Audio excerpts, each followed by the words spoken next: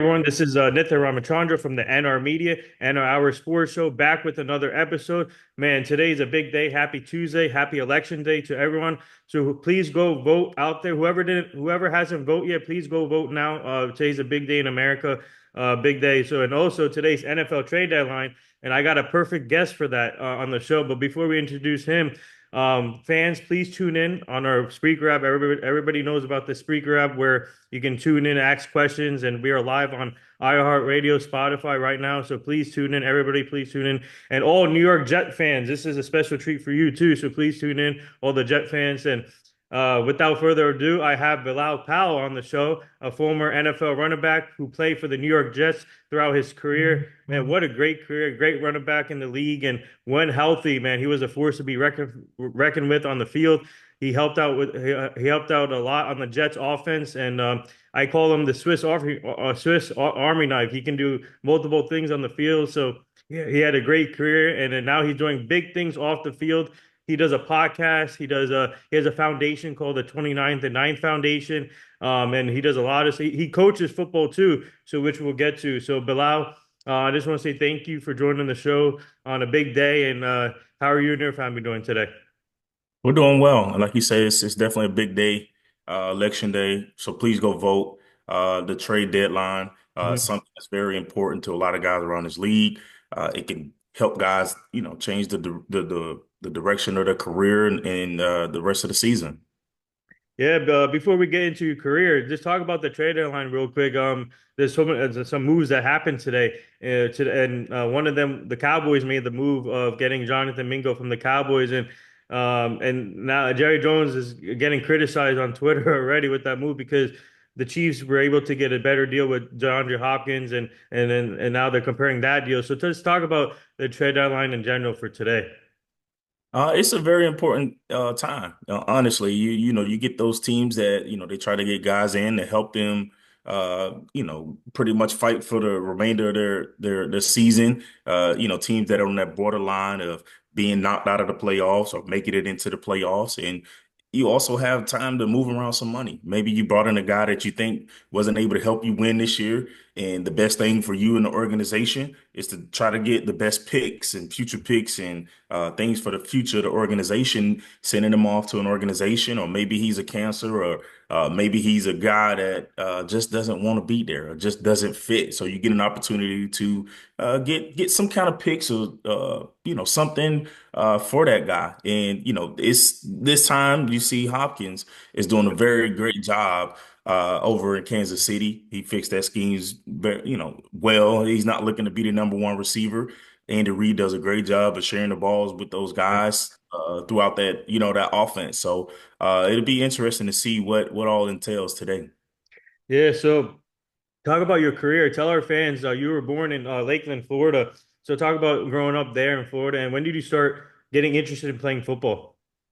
I'm from Lakeland, Florida. Listen, that's the heart of football, man. Florida in general. When you're talking about putting out NFL players, the first thing that comes to mind is Florida. We're one of the most dominant states when it comes to putting out the talent. But it was pretty much if you're a boy in Florida, you're pretty much born with a football in your crib. So football was a love of mine at a young age. We look at it as we want to make it to the NFL. We don't even think about college. We think about NFL. That's how hard our standards are down there. Lakeland is a very small city in between Tampa and Orlando, Florida, but it is definitely a very competitive city. We're putting out Division I football players left and right. We're putting out NFL talent. So just from a young age, I knew what it was like to compete with the best of the best because we played with the best. So it helped me throughout my life to just go on and be a competitor. It's a pretty poor city, poor area that I grew up in. I had some people that helped guide me through those things and help get me out of certain environments and situations. And I look back on my life now, and I'm still continuing to see young dudes come out of that city, and that talent is just spread throughout the nation. Well, yeah, and speaking of football in Florida, who were some of the players that you looked up to throughout your career and before you play football? Who are some of the the players that you looked up to? So two players that I definitely looked up to was a guy by the name of Prime. Deion Sanders, who is a Fort Myers, Florida native, south of where I grew up, and a guy by the name of Emmett Smith, who grew up in the Panhandle, Northern Florida area. Two Florida guys, two legends, two Hall of Famers. Ray Lewis, obviously, is from our hometown. Desmond Clark, Freddie Mitchell, just to name a few guys. And you looked up to those guys. No, and at that time growing up, I didn't even realize and understand that it was a Florida thing. It was just those were the best guys in their position as Yeah. I was coming up. And obviously different eras when Emmitt Smith and Dion, and then getting a chance to see Ray Lewis and then playing against Ray Lewis in Mhm. his last year with the Ravens. But those are the guys that I looked up to growing up. Yeah, that you can't go wrong with that with those names. Emmitt Smith and all, man, what a legend too. So we already have a fan question for you on my app here on the speaker app. One of our fans is a big Jet fans, and they want to get your take on the Devontae Adams trade so far. What are your thoughts on that? I think it's a good trade, and you saw the first game that he had, being traded, coming in almost the middle of the week and being thrown into the fire. I think now he's gonna get settled in. I think he's gonna uh, kind of get that chemistry back with Aaron Rodgers. Listen, he's not looking to be number one. You Yeah. have another great receiver on the other side, Garrett Wilson, a young guy. You have a very talented running back group. You have a very loaded and very good defense. I don't think he has to come in and do too much. I think you'll start to see some of the things that we saw between the two guys in Green Bay, as you saw last week. His touchdown catch, and I think that's what he needed to get going. And I think they could possibly turn this thing around if they continue to stay consistent and keep the football off the ground. Because right now they're leading. They're at the top with the most drops in the National Football League. I think if they can eliminate drops, I think you see a different offense in New York. Yeah, so talk about your high school career and before choosing running back or being a running back full time, did you play any other positions in high school? Yeah, so I started off as a cornerback. I was a Okay. cornerback, and then I played a little bit of receiver. We just had dudes that were, upperclassmen who went on to play college football, Division I athletes. And I just had to come in, earn my stripes. I didn't get a chance to play running back until my senior year of Yeah. high school, and honestly, at that time, my scholarships doubled when I changed my positions, and I was labeled as an athlete instead of a corner or running back. So going through the recruiting process, there were a couple D1s, big time Power Five schools that said, "Hey, you can come play either cornerback or uh, running back. It's your pick." And I decided to choose the University of Louisville, where I came in as a cornerback, and Yeah. I think like a week into training camp, my freshman year, they moved me to running back, and I guess that was just history. Yeah. Speaking of how long so how did you were you considering staying at cornerback or who influenced you to change position and how long did it take you to transition from a cornerback to running back? I think corner, I always consider myself a good athlete. Yeah. And I think if you were to ask me, I think running back came more natural. Hmm. I came in as a corner, and obviously we had some All-Americans on the other side of the ball, guys like Harry Douglas, who had a Yeah. very good career, Mario Uridia, who's a 6'6" receiver. So I got the chance to go in and see what it was like to guard Division I Hmm. receivers, in the Big East Conference at that time. And I think it came when uh, we were at a practice and they needed like a scout team running back. Hmm. They just threw me in and it was like, hey, we need a guy to come. And I was like, oh, I'll do it. And I ended up breaking like two runs Wow. against our defense. And I think the running back coach at the time, Tony Alford, he noticed it and immediately after practice was like, hey, I went back and watched your highlight tape. Do you want to stay at corner? And I was like, nah, I mean, I play running back. And he was like, I have a white jersey in your locker. Oh, And wow. that was just it, man, from there. That's wow, what a what a story there. Yeah. We have another fan question for you. They want to know what are some of your best moments as a Jets player throughout your career? Some of my best Jets moments were definitely the times that we did beat New England, Yeah. and the time that we did beat New England, I think one of my most memorable moments had to be my my first reception touchdown, which came against the New York Giants. And we went on to go into overtime and ended up defeating them. And we went on the run, and we ended up falling one game short of the playoffs. But man, that was one of the most memorable times. It was just a good team. Just the locker room was great. It was Todd Bowles' first year. Yeah. Uh, Guys bought into the system, and that's probably one of the most memorable times um, as a New York Jet. Yeah, would you say I'm just curious, would you say playing both sides of the field gave you an advantage from these other players that were playing against you or playing with you in when you were playing? Would you say that uh it was important for you to learn both sides, but you got to learn both sides, so did it give you like the advantage too?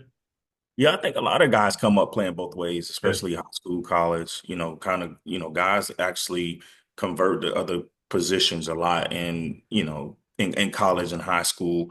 You rarely see it in the National Football League because, you are what you are at that time.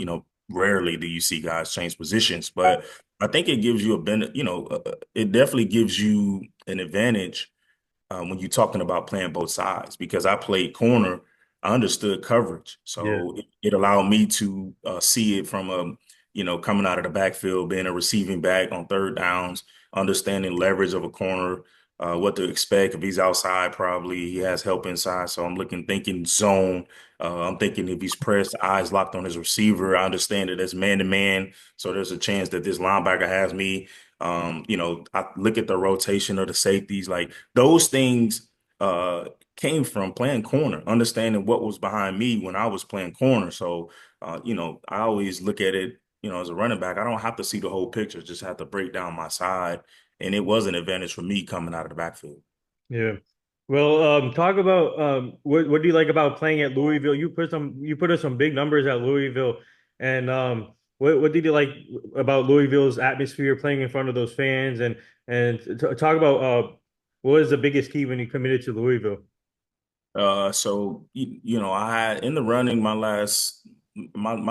top three came down to the University of Louisville. It came down to Michigan State, Kansas State, and I ended up going with Louisville because at the time they had a high powered team. They just came off of a big win, Orange Bowl win, one of the biggest wins in school history at the time, and they were putting out guys in the NFL. They were recruiting a lot of Florida guys at the time. And I just wanted to go be a part of that. And, when I got a chance to come on my visit, uh, it was during the basketball game. And not only did I get a chance to like see a football program just grow over the years and win big games and put guys out, but I got a chance to sit in the stands and watch high powered basketball. And I wanted to be a part of that entire winning culture and just the energy that the fans were giving at the game. And in the state of Kentucky, there's no professional sports, no professional team. So you were the professional athlete, and it was a big college town. I mean, you're talking about 1 million people in the metro. That's huge for a college town. So I just felt the love and passion from the Louisville fans, and that's what really came down to picking Louisville. Yeah, and throughout in your career, you got the 14th Field Steel All-American and also first team All Big East. And talk about that. What did it mean to you to get those two awards? It was good. At that time, previously before that, we were struggling as a team. We went the best season before that. My senior year was 500. We went 6-6 with a very talented team. And after that, it was 5 wins, 4 wins. And then the guy by the name of Charlie Strong came in, who Hmm. came from Florida. He won national championships. He understood putting out first round guys and what the energy needed to look like, the attitude needed to look like. And he came in and actually switched my mindset, so to speak. And, he brought in some good coaches. As a head coach, you are as good as your head coach. I mean, your assistant coaches. All right. You are as good as your assistant coaches. I bought into the program, I bought into the system. I had some really good old linemen at the time. One of my guys, Brian Stingler, actually played 7 years in the National Football League, and man, I just put my head down and worked. And to be named with some of those running backs across the nation, you're talking about Michael James, you're talking about Ryan Williams from VTech. I mean, you had some guys that were in that list, and to see myself on that list, I was like, wow, this is awesome. Yeah, so we have another fan question for you. One of our fans wants to know who are some of the funniest teammates that you played with throughout your career? Throughout my career, I would probably say, I mean, there were some clowns, man. Yeah. This is hard, but I think the funniest dude, man, and I still stay in contact with him, has to be Runtez Miles, who played I think about 7, 8 years with New York, and we pretty much stay in contact. He was a funny dude, a hard worker, a guy that he wore his hard hat every day, but man, he always had the jokes. And if you know how hard football was, man, you appreciate the laughs that you get with your teammates, and in the locker room and in the lunchroom and just hanging out and chilling. Well, yeah, talk about the year when you guys won the Brady Bowl, the Beef O Brady Bowl, and you set a single high in rushing yards with 1,405. So talk about that year, that how special was that year?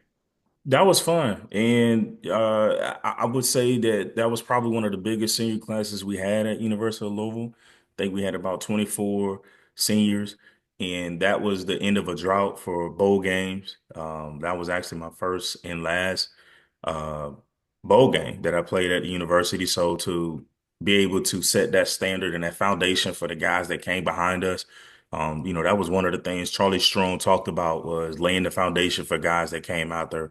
And then all of a sudden you see Teddy Bridgewater come in, you see Lamar Jackson, Devontae Parker, you see all these guys come in because of the foundation that we laid before them, going on to win bowl games and be in bowl games. So to send our seniors out like that in 2010 was a memorable time for me as a Cardinal.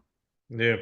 So after your Louisville career, your dreams changed as you got drafted in the 2011 round four pick 126 by the by the New York Jets. And talk about that draft experience, being with your friends and family, and waiting for your name to be called. And once your name got called, how did it feel coming from the Jets?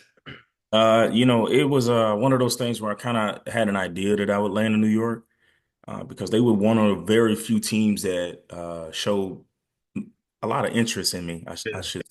I met with them at the Senior Bowl. I met with them at the Combine. They flew me out for a private visit. So I had an idea that they really liked me. And I think it came down to how much did other teams like me and what pick I would fall at. I was considered to be a second or fourth round guy. Didn't get a chance to perform anything at the Combine. Well, I ran pretty good. I think that was the biggest knock. I ran pretty good, 4.51, but it was a good experience, and it wasn't a big party. It was, very few people were there. My wife actually missed it. She was using the restroom. Mm-hmm. Uh, when I saw a 973 number scroll across my screen, I was like, that looks familiar, because I remember that being the number in New Jersey. And when I called, it was Rex Ryan, and he told me what he told me on my visits. He said, "Hey, I don't need you to be anybody else but Bilal Powell. I don't need 110%. I don't believe in that. All I Mm-hmm. need is your best. Your best is why we are interested in you. We don't want you to come be anybody else but yourself." And I appreciated that. And then he handed the phone to Anthony Lynn, who was my running back coach for 4 or 5 years in New York, and pretty much said the same thing. Come ready to work. And you see all these as a young guy who, I'm hearing my dreams come true, and then passing the phone to the GM and, coordinator and the offensive coach and all these things. And it was finally like, wow, like I can't believe this. Yeah. And, I shared that moment with, some close friends and family. And it was something that I hope a lot of the young men who want to chase that dream, I hope they are able to feel that feeling. Yeah, and speaking of, so the first year in your with the Jets, you guys had a great roster, and you guys you had success making the playoffs with Mark Sanchez as quarterback too. And We actually had Mark Sanchez on the show 4 years ago, and we also had Antonio Cromartie on the show too. Also, your two former teammates. So talk about what was it like playing throughout your career with the Jets and making those playoff runs and playing with great teammates with the Jets. Well, I'll tell you this. I missed that playoff run by 1 year. Well, So that second year that they went to the AFC was a 2010, and that was Mark's second year. yeah, And I came in, and my rookie year was Mark's third year, and there was a drought that is still going on there. That I would love to see them break of playoff experiences. But I would say this: I got an opportunity to come in and play with some seasoned veterans yeah, and some guys that were just true leaders, guys that were champions, came from championships teams, guys that had accolades, guys like Darrell Reeves, Cromartie, Bart Scott. I had guys like DeBrickashaw Ferguson, Nick Mangold. I had guys like LaDainian Thomason, Santonio Holmes. So it was one of them things. Even Mark Brunell is a yeah. backup quarterback, guy Hmm. that played 19 years in the National Football League. So I got a chance to really see what it looked like to be a veteran in the National Football League. And my biggest thing coming in was the fact that I wanted to be a sponge. I Yeah. wanted to soak up all the information. I wanted to be able to observe and learn what it looked like and felt like to be a veteran. And that I think that was one of the things that allowed me to go on and play for 9 years in the National Football League. Yeah, we have another fan question for you. One of our fans wants to know what did you learn from playing underneath Coach Rex Ryan? I learned that there's a healthy balance with being a coach now, of young men in high school, that what a coach gives out is what a player is going to receive. Yeah, And there's a healthy balance in being a player's coach and then just a hard cutthroat coach. And Rex Ryan was a guy that he was who he was, man. In the media, he was who he was. When he stood in front of us in a team meeting, he was who he was standing in front of us the night before the game, before we're getting ready to take the field Sunday. He was who he was at all times, and I appreciated it about him. He was a guy that never threw his players under the bus. He always took the bullet for it, and unfortunately, man, we couldn't win for him. And I think and hope he would get another opportunity and coach, because I think a lot of young guys need to see that from him, um, and experience a Rex Ryan in their lifetime. yeah. So talk about so you were able to talk about being versatile, and you see running backs now being more versatile, catching the ball from the outside or doing multiple things. That's what you did too throughout your career. So talk about what was it like being versatile for the Jets and doing multiple things, catching the ball, and also obviously running the ball and receiving.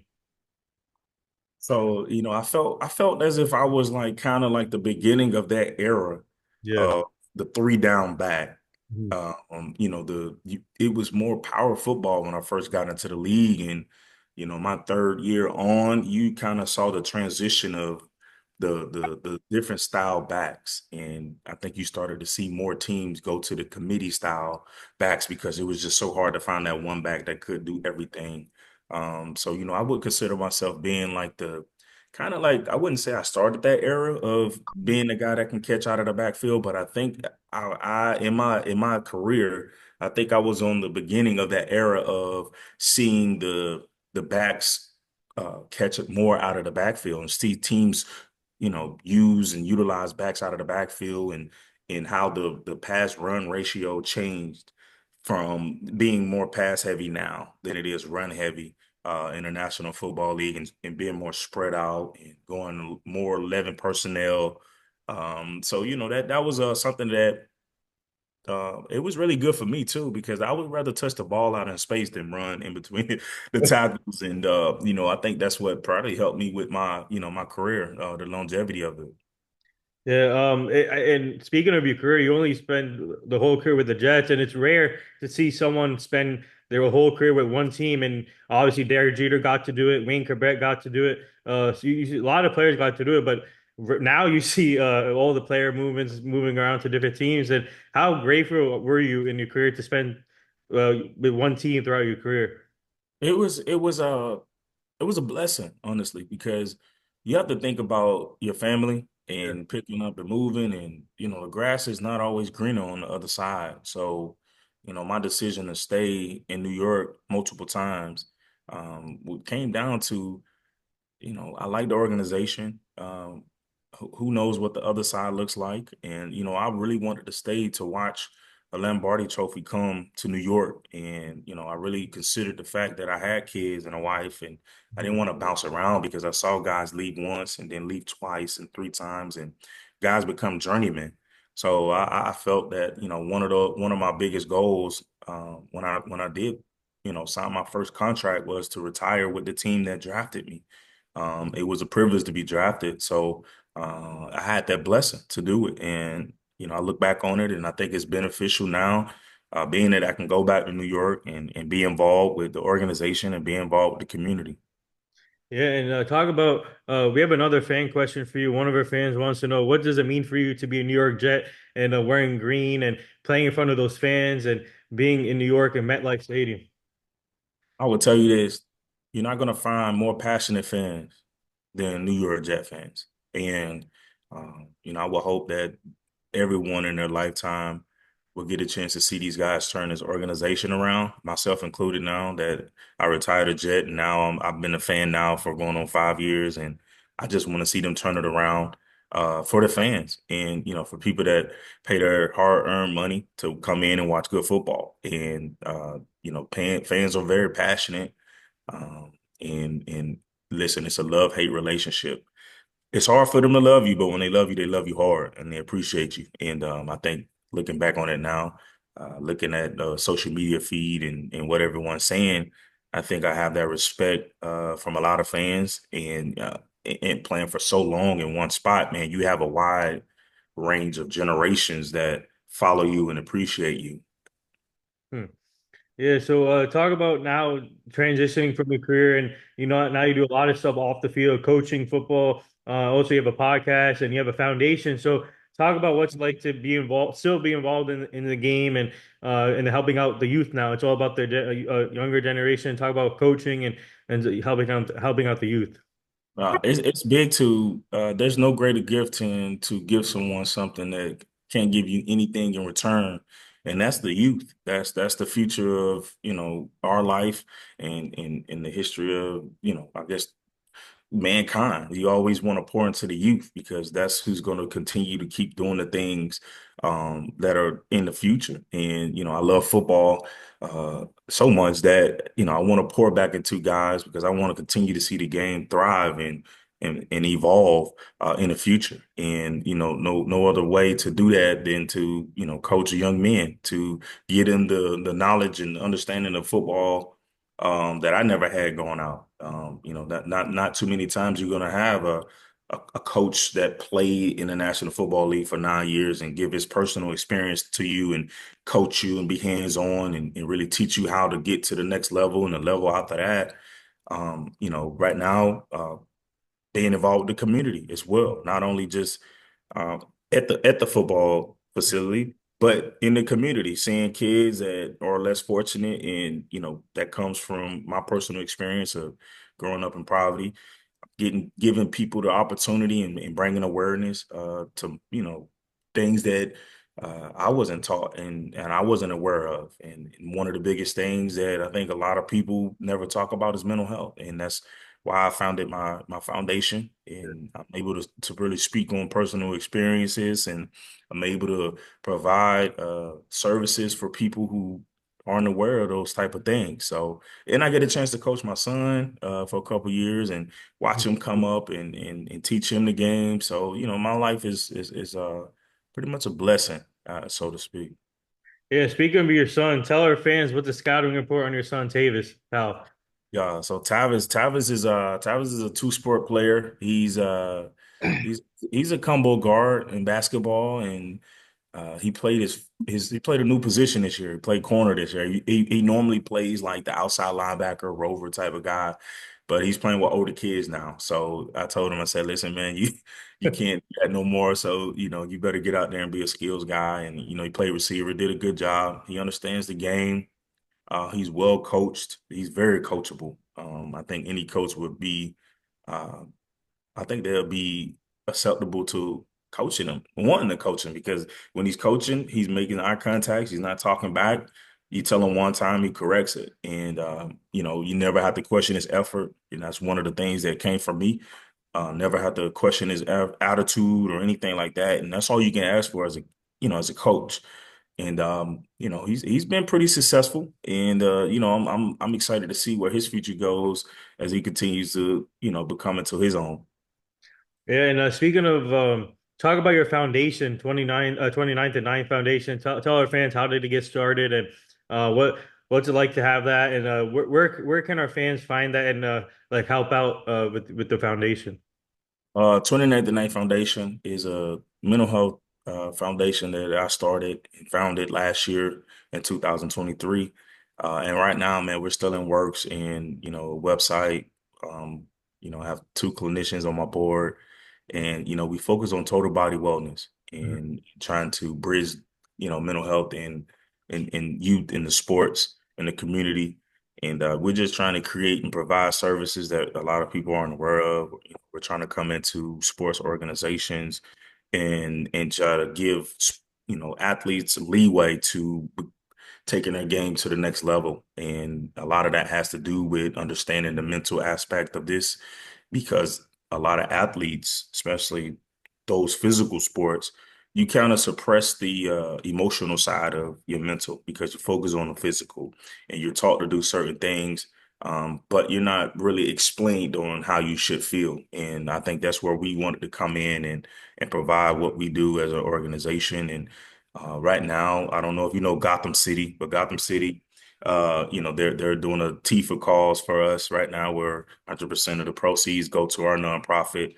That's going to help build the website. That's going to help provide um, a coat drive that we're doing in December, and other services that we have in the future. So stay tuned to the website. Right now, you can find us on Instagram at 29th and Ninth Foundation. And going on from there, continue to grow. You'll see a website coming and a lot of content coming from that. Yeah. Um, we have another fan question for you. They want to know what do you like about the running back room? They have Brees Hall and now they have Brandon Allen, the rookie. So talk about the running back room and what do you like about the Jets going into the future when it comes to running backs? I like both of the backs, and I think they both bring a different dynamic to the system. I like to sometimes see them out there at the same time. I think that's you have Brees Hall, who I think is a little more versatile than Braylon Allen. But Brees is a guy that can go 90 yards on a 5-yard check down.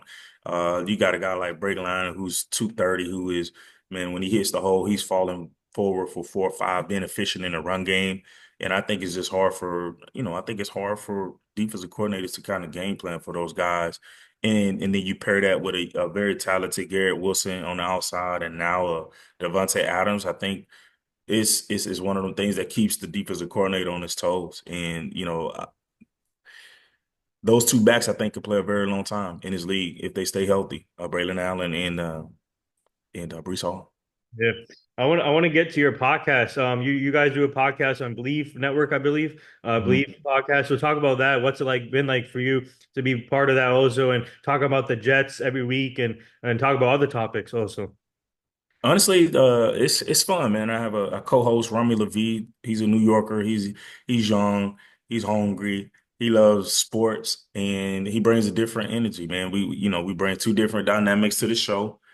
He's coming on smoking, and I'm gotta like reel him back, and two different personalities. But it's been good talking about the organization, and kind of giving insight on what I see and what I think could happen and should happen, Yeah. and and most of the time, I'm kind of correct. I'm not saying I'm 100% correct, but just looking at it and, just analyzing it as a former player, and then having a guy who is from a, different era of it and watched me play. He grew up watching me play. So, hopefully we can get it right. and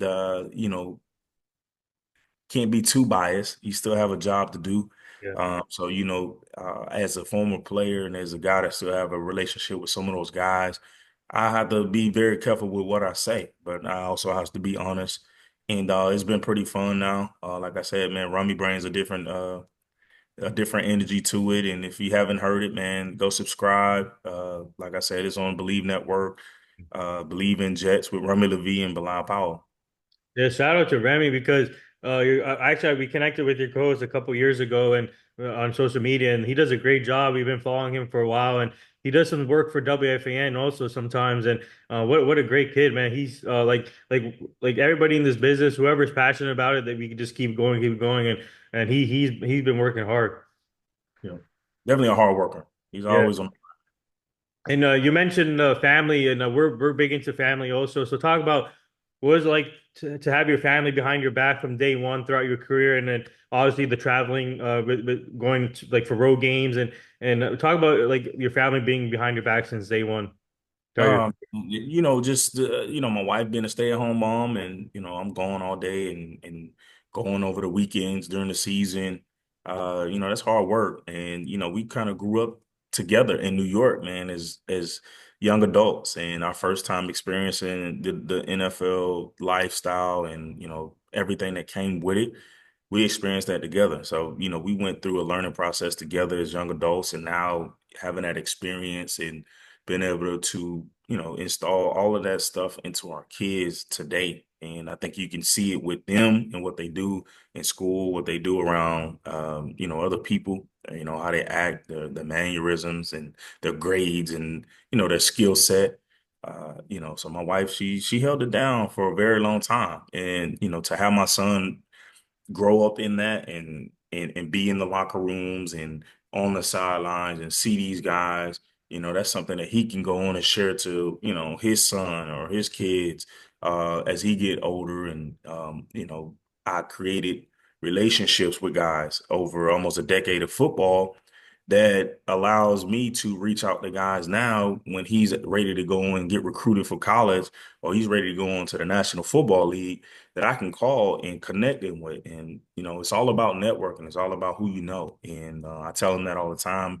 The higher you go, the smaller the numbers get, but the larger your network is. yeah. And that's what I tell them all the time. And I made sure that my character was clean, that I always made sure that was my number one thing, that it was nothing on my name. So when I do pick up the phone call, there's some respect with guys reaching out. I think I took him to the Super Bowl. No, I took him to the Combine 2 years ago, and Kevin O'Connell walked up, Oh wow. and I played with Kevin in New York, and he was like, "Dad, that was Kevin." I was like, "Yeah, I know Kevin, man." And he was like, "What?" So it was just it's just good now that my experiences and what I did in the league is now I can roll over to him and help him because I didn't have that growing up, and I grew up in a single parent home where now I'm hands on with my son and I'm teaching him the things that I never knew. And it's not about giving him everything that I didn't have, right? So he's going to get that as long as I continue to teach him the things and be his own person. And I think he'll go on to be successful in anything that he does.